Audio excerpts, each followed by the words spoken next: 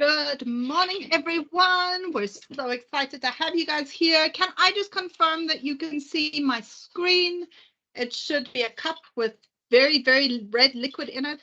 Not sure it's healthy to drink. Maybe bougainvillea tea or something. If you guys can just confirm in the chat that you can see it and that you can hear me. Great, thanks. Okay, let's get started then. Today we're talking about decision making for leaders. So, as always, a little bit of housekeeping. We ask that everyone please keep their mics muted and cameras off. You'll note my camera is also off. We've noticed that keeping cameras on makes it incredibly slow for participants who are struggling to connect. So that's why we keep cameras off. This session is being recorded and will be made available to you guys afterwards. We encourage lots of questions and discussions. It should feel like a coffee date, not a training session. The topics we discuss, we give training on is not academic learning, but personal skills. And the best way to do that is to ask questions, to discuss, and to share your thoughts. Okay, you can do so by raising your hand. If you look on the screen, there's a little raise your hand thing, or you can type your questions in the comments section. We'll also give you guys the opportunity to unmute and ask your questions live at the end. There will be a Q&A at the end. And the Q&A occasionally goes longer than 12:30, but we will stop recording before the Q&A. Okay, you can also email your questions to myself, nicole@bdo.com.na, during or after the presentation. We will only get back to those questions at a later point. Then there's also the option to turn on auto captions. If you haven't got the best speakers or are on earphones that don't work so well, it couldn't be helpful. Not always 100% accurate, but it works. So you can do that by looking at the 3 dots at the top of the screen. And I think the symbol is a C and a C. If you scroll down to the bottom. Oh, can whoever is not muted, please mute.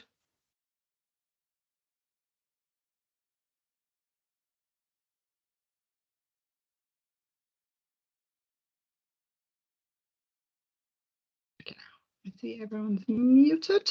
We're a nice big group today, and that's exciting. That just means we need to watch our group etiquette a little bit more. Okay, so our itinerary for today, it's a quick session, a 1-hour session. We won't be busy too long. Just a welcome and introduction, then we'll discuss decision making for leaders and a conclusion and Q&A at about 12:20, and we'll be done by 12:30, hopefully. Just full disclosure, I love today's topic. I got way too involved in the research again, and I might go a bit over time today. Hopefully not. I think I've managed my time quite well. And yes, so far, any questions, comments? I can't see the comments live, so when I change slides, I'll go into the chat. Yeah, and let's get started. So we're talking about decision making for leaders. But I'm first going to start you off with the biology lesson. Okay. We are going to use layman's terms, and you're definitely not going to become a neuroscientist after this. We're only going to talk about specific areas of the brain. I see there's people who need admitting. Okay. And these are very complicated graphics, but what I want you to take away from this is have a better understanding on how your brain and your body works and how it is involved in the decision-making process, and the things you need to work on within yourself when you're making a decision. Okay. I am going to see if I can turn on. Seen this before? I have not done it. There's a laser pointer somewhere.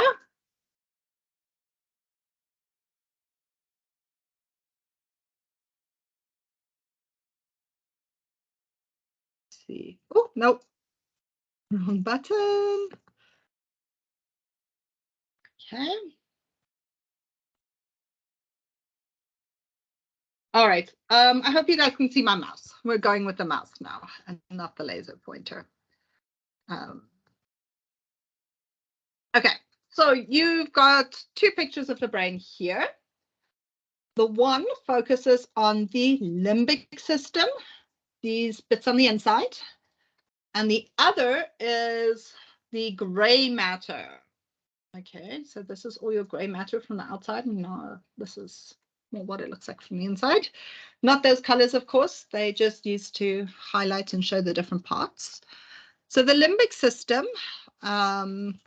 is these little, I want to say organs, parts on the inside of the brain, and the neocortex is the outside, the gray matter.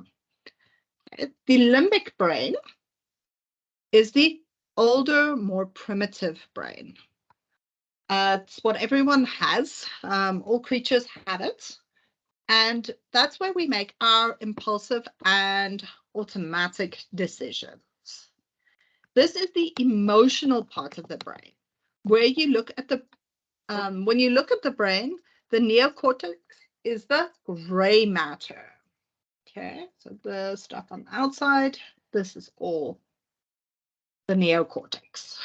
Okay. And it is where you do logic and reasoning is done. And in the context of evolution, it's the younger parts of the brain. And that's what makes humans so special, so unique, is the gray matter of our brain. And why we have society and rules and all those things come in there. Okay.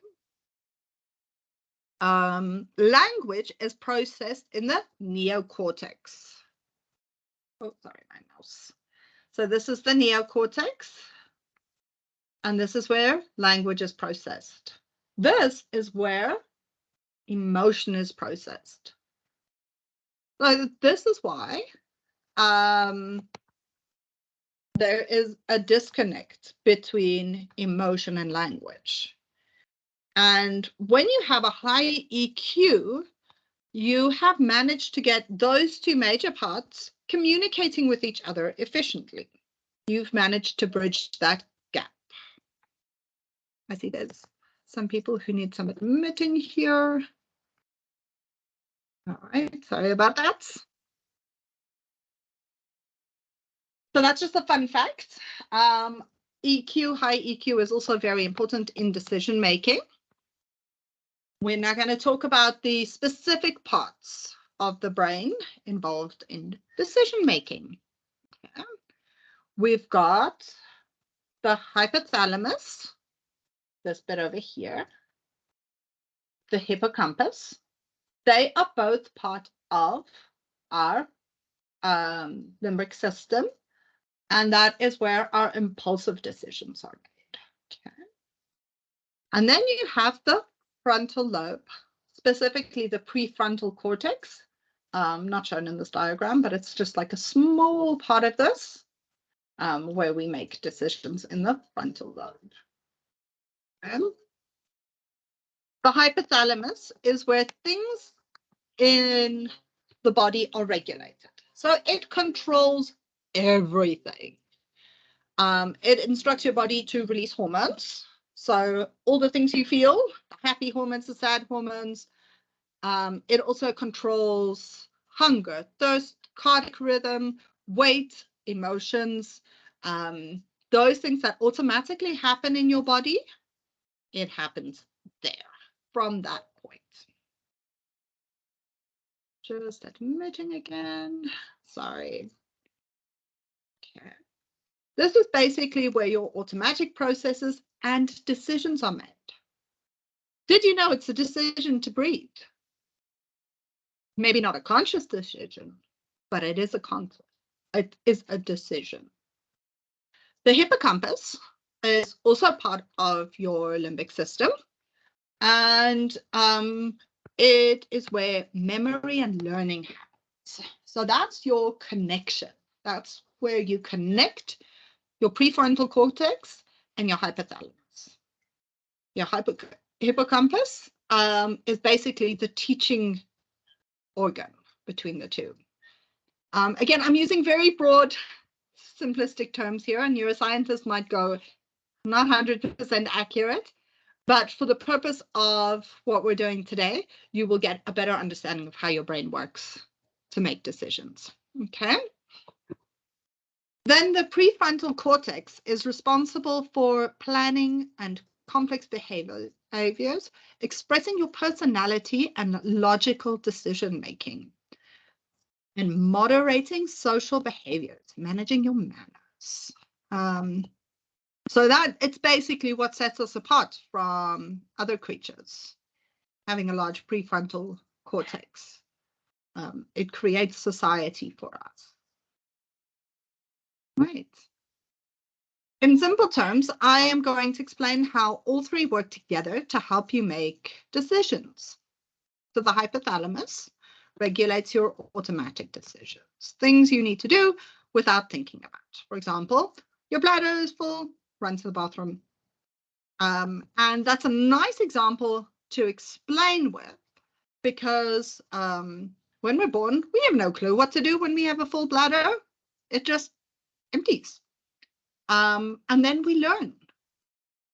And that example teaches us we can change. The longer you've been doing something, the harder it is to change, the harder it is to adapt your brain. But you can do it. I have faith in you. Then the prefrontal cortex is responsible for more logical decisions. So that is not developed when we're born, and we develop it. We work on it, and we learn. This is the toilet. We go there when we have this pressure in our lower abdomen, and we learn. So you can apply this to anything, but it's just a good example of how we grow. Okay. The hippocampus can help you learn to convert these logical decisions to automatic decisions. When you're 2 or 3, it takes thought. It takes time to remember and recognize the feeling of having a full bladder. But in your 30s, you know what that feeling is. And sometimes you ignore it, which is never good. So once you feel it, you should go immediately. We don't want bladder infections here. But it becomes automatic. You don't think about it. It just happens. You feel it, you get up, you go. You don't need to ask permission. And it sounds simple. How I'm explaining it now is quite simplistic, but it's not really. So if we were learning a new habit as an adult, doing this is way more complex. It's way more intricate than just going to a bathroom. That just makes it sound simplistic. Getting these parts to talk to each other means you need to get your emotional brain and your logic brain talking to each other. You need to work on your EQ, knowing yourself, knowing your body, knowing your emotions, identifying your emotions. You need to work on that. You need to understand the reason behind the automatic decisions you make in the hypothalamus. So each of us are at a different place in our lives. We have from juniors in this group to seniors, top leaders, and each person is in a different position at the moment. And we need to look at the decisions we make and why we make them. I've spoken about an example with a previous employer where bathroom time was regulated. I'm doing a lot of bathroom talk today. I should change the topic, find different examples. But this is just the one that popped into my head now. Why? Why did they regulate that? What is the reasoning behind that? Did they look into their EQ or into themselves why that's happening? Another automatic choice thing we do as adults is brushing our teeth. We all need to do it 2-3 times a day. Do you wet your toothbrush before or after you brush your teeth, or do you not wet your toothbrush at all? I never knew there were different options. I do it before. Again, it's an automatic decision, but it's something we need to reflect on why we do it and how. So, of course, these decisions are all simplistic decisions. I'm not going to go into the complex ones today. We're doing a 1-hour training session and we've got a lot to cover. But you definitely need to reflect on why you're making a decision. Okay. You need to research yourself and get to know who you are, why you do things, how you do things. I'm just admitting another person here. Okay. As a leader, you need to be able to make tough decisions fast all the time. And having done extensive introspection and understanding yourself and your emotions will make it easier for you to trust your guts and make good decisions quickly. So we got to the points. You need to work on yourself, work on automating decision making in your hypothalamus. So you're using your hippocampus and your frontal lobe to automate a lot of decisions. And then you can work on trusting yourself, getting to know yourself, and be better at decision making. Okay, unfortunately, if you embrace lifelong learning, you will never really completely be done with introspection and growing, and it's something you need to work on all the time. Unfortunately, I will not be able to guide you on this journey today because we're not doing EQ training. We're just looking at these decision making. So what I want you to take from this little biology lesson is work on yourself, work on your EQ, get to know yourself, get to know your personal mission first, and then work on the broader decisions. And hopefully I've helped you to see why we should all aim to know ourselves better and how decision-making works in the brain. I'm just going to check in on the comments. Have you guys got any comments or questions so far on our little mini neuroscience lesson?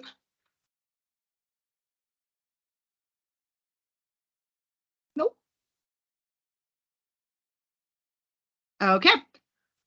So we're going to now understand the prefrontal cortex. Oh, wait, there is a question. Oh, Elise says no comments or questions. Thank you. All right, so now we're going to look at how decisions are made in the prefrontal cortex, the logical way of making a decision. All right, so we all need to look at this. As much as we want to automate certain decisions, there are bigger decisions that we need to make in life that require a more logical way of thinking. Right? First things first, identify the decision that needs to be made. Before you can solve a problem, you need to know that there's a problem. Imagine if we never realized the sun burns our skin. We would not try and stay in the shade or wear a hat. Would we have even figured out what photosynthesis is? Or would we have invented solar panels? You need to identify the problem first. Okay.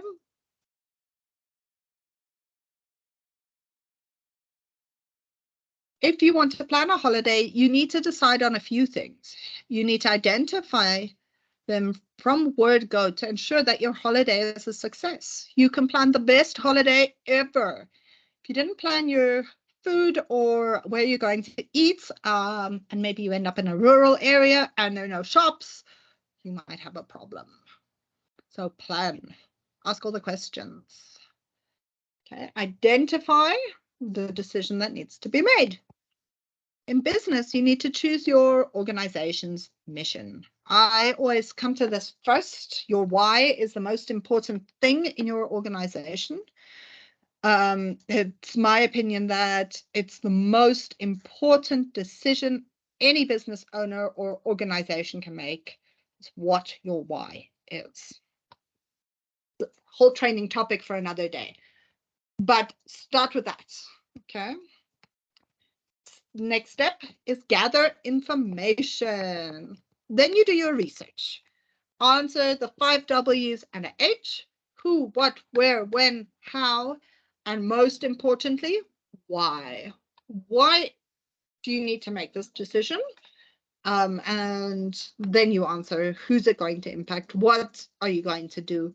Where is it going to be done? When is it going to be done? And how is it going to be done? Don't just use Google. Google is a great resource. You get a lot of modern, up-to-date information, but it's limiting. We do use Google an idea or two here and there, but a lot of what we get is from books. We talk. It is so important to talk. We'll talk about that as well later. But talk to your friends, your family, your colleagues, your juniors, your seniors, experts in the area. Get a variety of opinions. In the travel example, you could go to a travel agent. They know best, hopefully. And then as well, introspection. You are the person who knows the most about your department or business. So talk to yourself. Maybe not out loud, people might judge you, but think it through. Write about it if you have to. Each decision you're making will be slightly different. So your research stage will be different for each one. Some decisions you make quicker and don't need to do such extensive research, but for bigger decisions, you do need to do a little bit more research. Extensively investigate why you want to make a decision. What is the purpose of the decision you want to make? What is the end goal? Why does your organization need a mission? And why are your employees acting out? Those are some of the questions you need to ask yourself and answer in the gathering information stage. All right. So now we've identified the decision that needs to be made or the problem, and then we gathered information.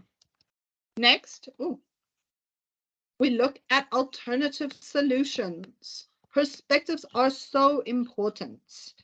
Come up with a variety of solutions, a minimum of 3 for a big decision. Why? Because the people affected by your decision come from a variety of perspectives. Remember in the previous points, I said, talk to different people, get different perspectives. This is why.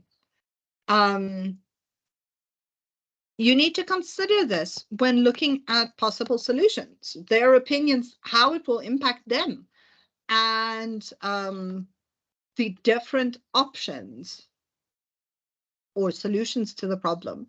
You need to source them out, okay? Maybe an alternative perspective will surprise you. You've got your gut feeling in your limbic brain of what you want to do, but when you look at the alternative solutions, maybe you go, oh, that one's actually better. My gut likes that one more. And that is an important part, is to look for those alternatives. Don't just settle with one possible solution. Look for the alternative ones. Evaluate the evidence. Do a SWOT analysis or a pros and cons list. Assess the risks depending on the gravity of your situation or the decision you need to make. You look at how much time you need to spend on this. If it's a simple decision that you need to make, then keep it simple. If it's a complex situation, look into it more in depth, and assess which way to go. Next, make a choice, pick one. So we've done a lot of thinking about it. We've gathered the information. We've looked at the alternative solutions. We've evaluated the evidence. And then you need to choose. I see a lot of the time in big organizations, they identify the problem. They never actually get to solving it. So a crucial step, we shouldn't forget about it, make a choice. Choose something. Make a decision that you feel comfortable being held accountable for. Pick the one that your gut says yes to, but make sure that you do your research before you follow your guts. Alternative perspectives are a great source of information when it comes to introspection. You think we're done now? We've made our choice. We've seen our problem. We've chosen something. We're definitely not done yet. Sorry. Because even if you make a choice, doesn't mean you've done anything about it. You need to make sure you implement as well. Don't just make a decision and leave it there. Make sure everyone knows the who, what, where, why, when, how options, who needs to do what, their responsibilities within the decision that you've made within your organization, and don't just leave it there to linger and die. We need to make sure we actually implement it and make sure it gets done. All right. Still not done yet, though. We don't just implement. After a big decision is made, what's really important is to reflect and review. Launching a new product, reflect and review is really important. You need to know your opinions from all your stakeholders. After you implement your schedule, schedule in some time to reflect and review. Get opinions from other people, external sources as well. Go back and gather information again. Was the decision right? And have you considered all the stakeholders? Was your research in the beginning enough? Or is it impacting people that you hadn't thought of before? Are your stakeholders satisfied? Do a satisfaction review. Constructive criticism is key, guys. In introspection, in reflection on yourself, it is really, really important. And you might need to, once you reflect and review, you might need to go back to step one. You might need to say, this is still not right. We need to reassess and redo. And this leads us on to our next section. But before I go on to the tips for decision making, I just wanted to know if there's any questions or comments about the process that we've just gone through. So the logical way of making a decision, not the emotional way. You guys can just maybe pop me up with a thumbs up or a hi. Are you guys still all there? Yes. Okay, you can still hear me?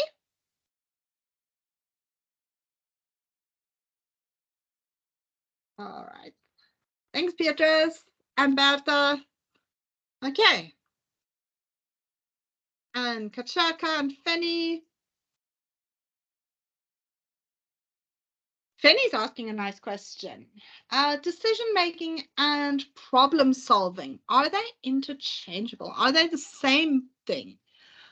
Very much. You make a decision usually because there's a problem. They are fairly similar. In my research, I was reading actually about this.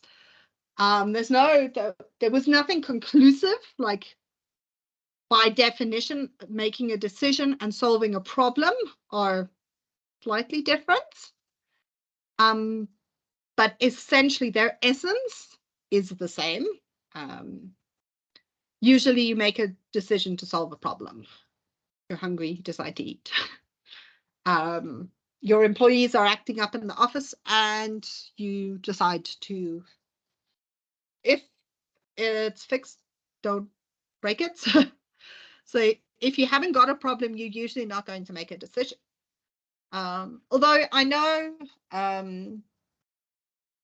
BDO once made a huge decision. They made a big change in the office, and it was not asked for. So it wasn't a problem solved, but a decision made. So there's similarities. The essence is very much the same. You need to make a decision when problem solving.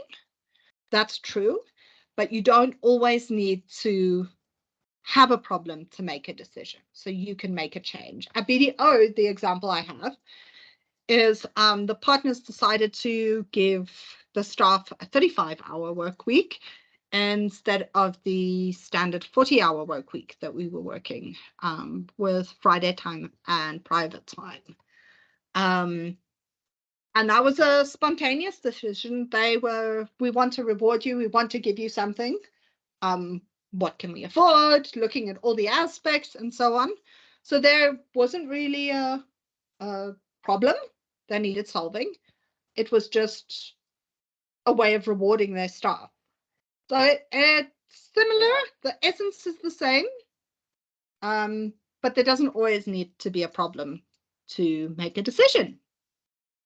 Okay, I hope that answers your question, Fanny.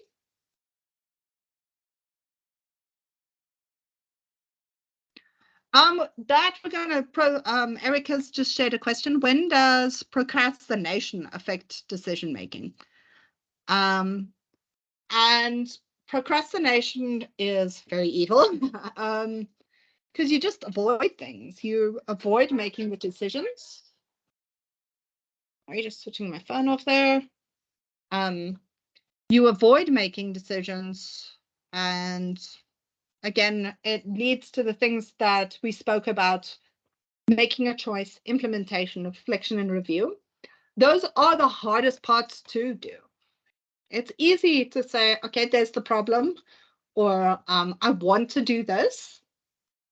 Gather the information, do your research. That's also easy. Look at the alternatives, perspectives, evaluate, think, this is what I'm going to do. But actually making the choice, implementing and reflecting, that's where people tend to procrastinate. And yeah, we're going to talk about that at the next slide, why we procrastinate and why we shouldn't overthink. But this training is a bit of a short session. So it's definitely something you want to avoid, because if you're deciding to reward yourself, procrastinating that in the long run is definitely not good. They deserve the reward as soon as possible. If you are procrastinating, the one I used earlier, you feel your bladder's full, into a bladder infection. So sometimes some decisions need more time. If we look at the whole Russia situation at the moment and the slow reaction that we're getting from governments and WHO and the world, not WHO, the United Nations, they are procrastinating a little bit. They have put in their sanctions and so on.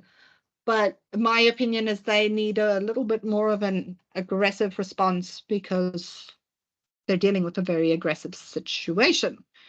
So that's my personal opinion, not BDO's. Just a disclaimer there. You know, it can have negative consequences. So yeah, it's key to look at your timing as well. Some decisions need to be made faster than others. Okay. Sometimes you should also not use like a good idea or a decision as a distraction. You want to avoid doing your taxes and you have a good idea and you run with that instead of filling out your tax form. Don't do that either. Don't procrastinate the tough stuff. It's balance. Okay. So Eric, have I answered your question as well? Yes, ma'am. Thank you so much. All right. Thank you. Thank you. Much appreciated. Pleasure. So we'll move on to the next slide.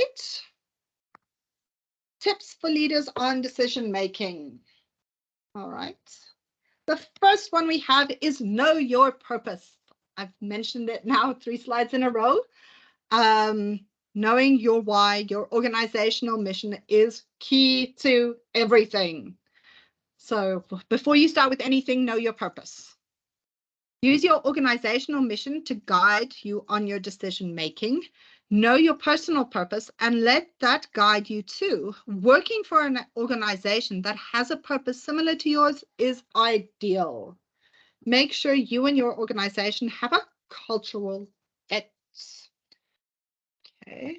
I know recently we had to make some big decisions in a training course that we're offering. And we went back to our organizational mission, people helping people achieve their dreams. And we said, we're helping them. We need them to do the best that they can. And we're there to help them. We can't say no in this case. Although have your boundaries. We'll talk about boundaries a little bit later as well. That's also one of the tips here. Know your position. Acknowledge what your role is within your organization. Make decisions appropriate to your position. Don't meddle in other people's departments. You're just creating politics. Just don't do it. Delegate decisions downwards. You are not the only person in your team. Even if you're the leader of your team, you don't need to make all the decisions. Trust in your staff. Trust in your team and their abilities. Do not micromanage. I know with us, 2 departments that really hate having people meddled in are IT and HR. They are experts in their departments. I am a marketing department. I can use technology quite well, but I am by far not an IT expert.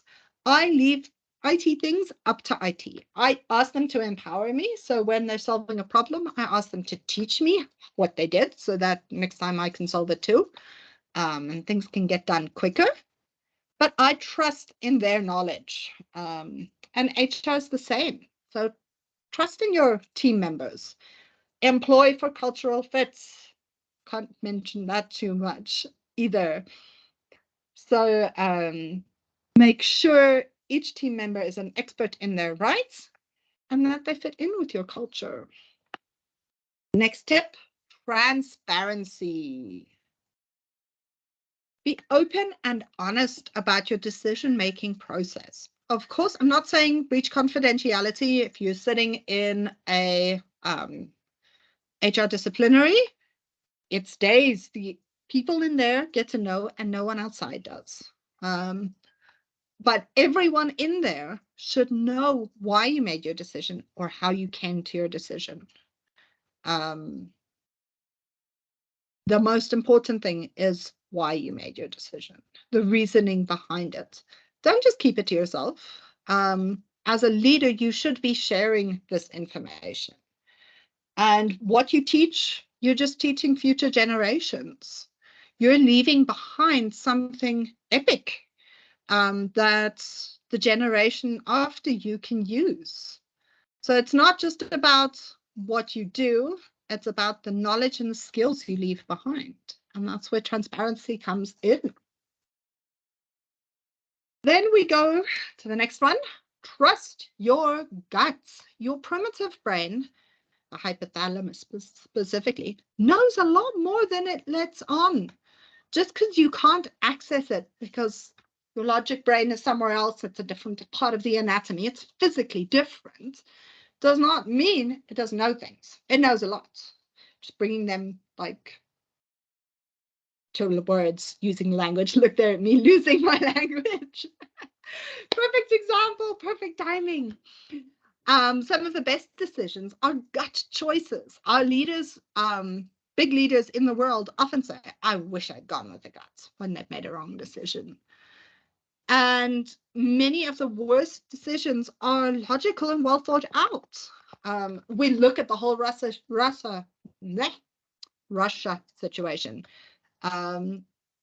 They are struggling. And yes, of course, if I were put in a political leader's shoes at the moment, making a decision on it and the impact, we look at Vladimir Putin threatening the UK at the moment. It's scary. There's impacts and consequences. So, you know, it's a balance. Make that balance between your gut choice and the logical choice. Here's another one. A reason why we procrastinate. Let go of your fear of failure. Failure is actually just an opportunity to learn. If fear is the thing holding you back from making a decision or letting go of micromanagement, then work on yourself first. I see someone needs admitting. I think someone who has connection issues. So work on yourself. Grow your EQ, grow your understanding of who you are, grow your understanding of your mission, and that will help you let go of the fear of failure. And remember that failure is just an opportunity to learn. People are often fearful of delegating decision making. You know, in the end, it's always the top boss that gets in trouble, even a manager. You've got people above you who actually take the big consequences. So, yeah, let go of that fear of failure. Try, risk things. I think there's comments.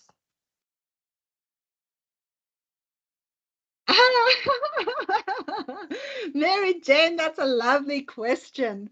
How does one balance trusting your gut and having data-driven logical choice? In many ways, two are opposites. It's difficult. It's the hardest thing to do.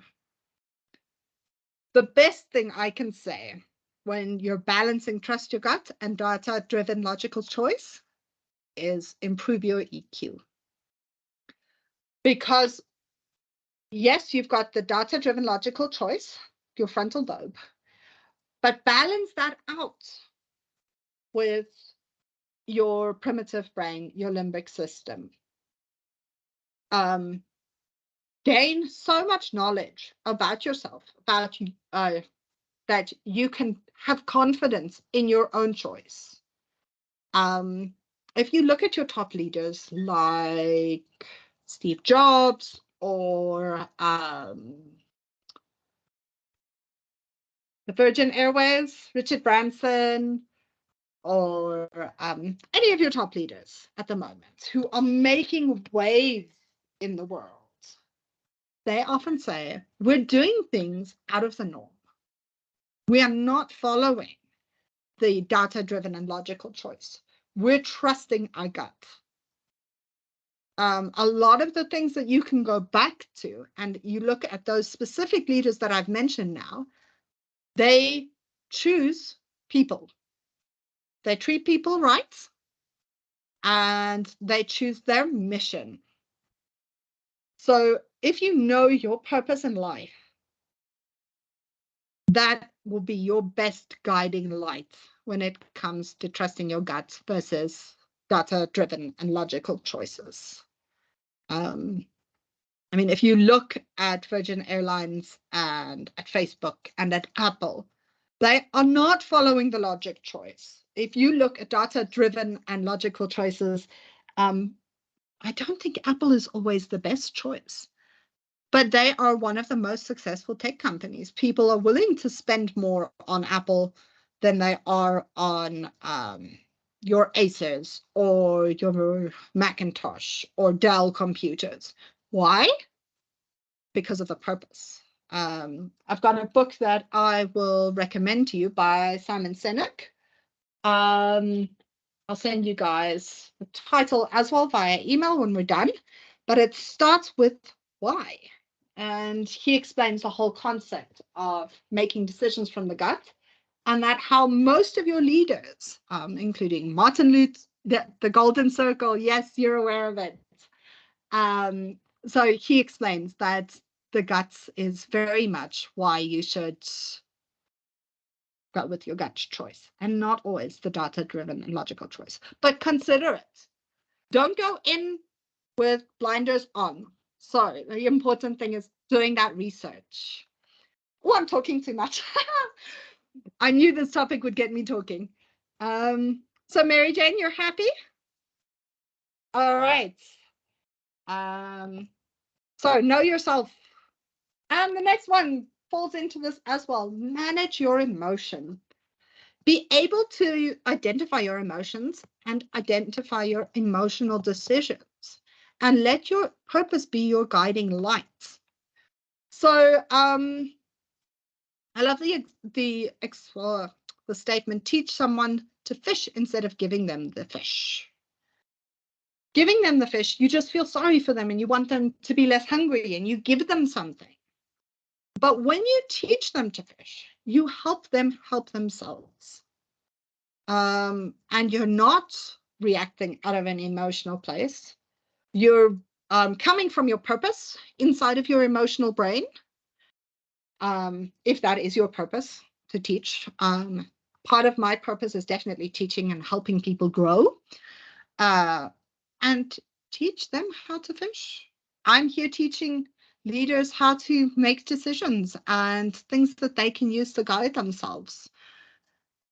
Use that as your guiding light. Find your purpose and use it as your guiding light. Don't just say, oh, I feel sorry for you. I feel sad about this situation. I feel stressed, so I want the situation to go away as quickly as possible. Go back to your purpose. Your body knows your purpose. Okay. Simon Sinek says specifically, when you find your purpose, you have an emotional reaction. Your purpose is not a logical reaction. It's an emotional reaction. Okay? But manage them. Don't let your emotions get away with you. If you're angry about something, yelling is not going to help. Go back to your purpose and understand the reaction and the emotion involved. Right? Keep the end in mind.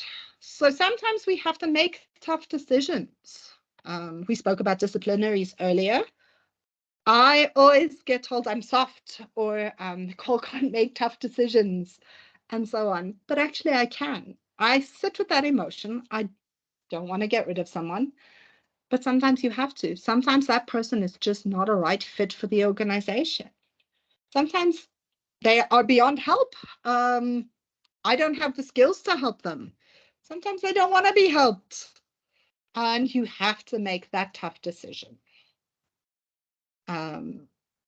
You need to focus on the long-term benefits. The tough decision for someone else, how it impacts them negatively, might teach them a lesson. It might be that tough lesson that they need to learn. The long-term benefits for them and for you often outweigh, are supposed to outweigh, the short-term negative effects. So make sure you keep the end in mind. Next, it's talk it out. Hearing your idea out loud is a great way to identify your own problems. It is also a way to get an alternative perspective. My poor husband is often my sounding board, or my colleagues. And then I'll start a sentence, I'll say half of it, and I'm like, no, I need to change something first. And then I go back and I redraw it, because just me talking out loud, almost to myself, not even getting their opinion, helps me see things differently. About this training, my daughter and I, she's 7 years old, tiny little thing. She helped me gain perspective, and she gave me ideas on what to include here. So yes, some of the perspectives that I got for this training, I spoke it out with a 7-year-old. I often take her advice. It's amazing how insightful kids can be. So don't leave them out when you're talking it out and gaining perspectives. And finally, a really tough one, something I struggle with when I'm preparing these slides and these trainings, is that do not overthink. Make sure you have knowledge, make sure you have skills, okay? But don't overthink it. When making a decision, it is important to take time, do your research, but stay cautious of overthinking. Are you just avoiding something? So are you scared of failing, scared someone else will fail, scared of something going wrong? Maybe you're avoiding something completely. Are you avoiding a tough conversation? Because a lot of the times the decisions we have to make are setting boundaries. And setting a boundary is really hard. The more you do it, the easier it gets. But this is something in our limbic system. We are taught that often decisions get made for us. Things happen and they're out of our control, and we are not allowed to set boundaries. And so we don't. We have to learn how to do this. We need to learn to teach our limbic brain to set boundaries and to stick to it. Okay? So don't let those fears create overthinking, making excuses for yourself. Stick to your guts. The more you overthink, the more you doubt yourself and your decision-making skills, the more you break down the EQ you've built up, and you need to stop yourself early on. Watch what you're doing, look at the process you're going through, and make sure you're not overthinking. Okay. Let's see, there was one more comment. So confidence grows. Fanny has asked, what is your view on decision-making versus confidence? The more EQ you have, the more understanding you have of yourself, the more your confidence grows, the quicker your decision-making becomes. So if your decision-making is focused on the frontal lobe, focused on the process, it takes time. Once you've got all that knowledge and the hippocampus has helped your hypothalamus learn, these decisions can become automatic. And then your confidence grows. Then your self-awareness becomes confidence. And your decision-making becomes speedier. So it's definitely your key thing when it comes to making good decisions as a leader. Starts with knowing yourself. That's the key to being a good leader, essentially. Knowing yourself, knowing what your purpose is, and how you're going to get there. Have I answered your question, Fanny?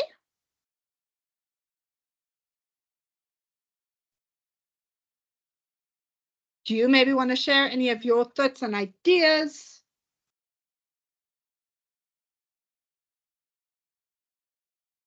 Okay, she says yes. Thank you. Okay, so I managed my time. Okay, we've got a few more minutes left for a Q&A. You guys can gladly unmute, raise a hand, ask your questions, share your ideas. Have I inspired something in you? Have you got an idea now that you're going to implement within your own organization?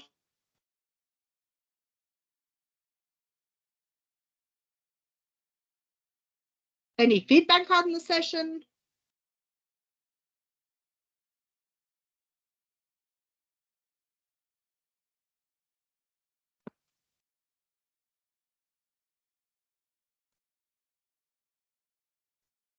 Fanny's got your hand up. You can unmute if you'd like to, Fanny.